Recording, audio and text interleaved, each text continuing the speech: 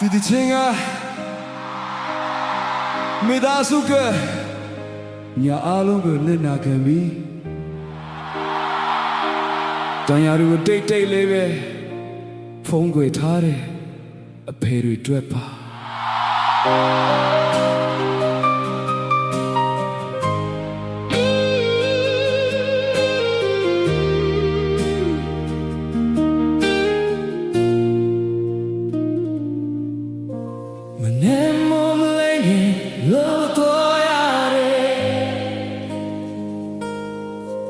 နေဘူးမောရွာလေ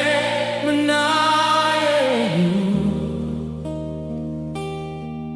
လက်တွေ့ချမ်းပြီးခန္ဓာကိုယ်ပင်ပန်းပေမဲ့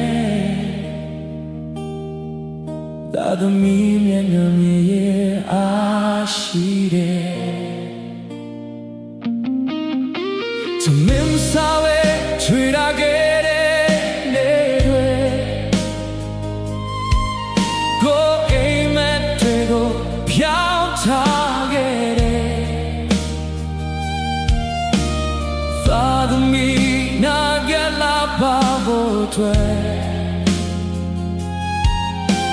အဖေဘဝက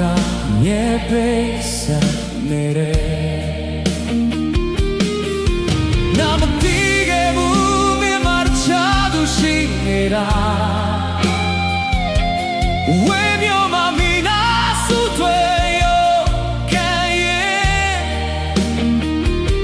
အဖေဆိုတာအမြဲ